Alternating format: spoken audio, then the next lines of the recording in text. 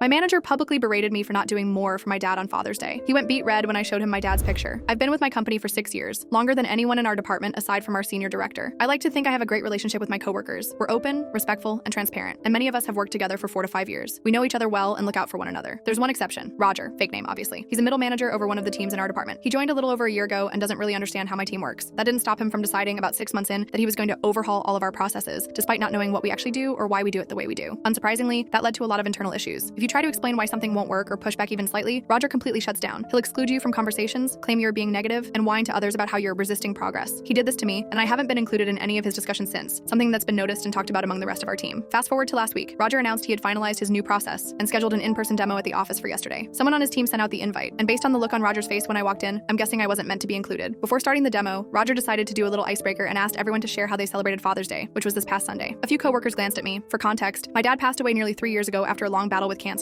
Everyone on the team knows I had to take time off to help care for him, and when he passed, our director had the team sign a condolence card. Everyone knew, except Roger. When it was my turn, I said simply, I visited my dad. Roger, who has a gift for putting his foot in his mouth, asked, did you bring him a gift? Take him out to eat? I replied, no. Then Roger launched into a 10-minute rant about how our team over-celebrates moms and neglects dads. Our team is mostly women. How shameful it was that I hadn't done more for my father, and how I should be ashamed, right there, in front of everyone. I calmly said, I think my dad would be happy with the visit. Would you like to see the picture we took together? Roger jumped at the chance. Yes. I can always tell if someone's really happy or just faking. So I pulled out my phone, opened my Photos app, and said, shoot, I guess I'm not in the picture. But he is, and that's all that matters. Then I turned the screen toward him. It was a photo of my dad's headstone. Roger's face went from ghost white to beet red. He didn't say another word, just quickly moved on to the next person. Later that day, our senior director, who wasn't at the meeting, called me. Apparently, Roger ran straight to her to complain about how disrespectful I was, how I don't take him seriously, and how I undermined his authority. I calmly asked if he also told her he publicly berated me in front of the department for not doing more for my dead father. She was silent for a moment, then admitted he hadn't mentioned that part. I gave her the full story and told her that the rest of the team would be more than willing to back me up. She said she'd talked to others, but also that she thought my response was a bit out of line. I told her I disagreed. If Roger thought it was appropriate to shame me in front of the team, he should be ready for the consequences. Sometimes the prize for playing a stupid game is exactly what you deserve.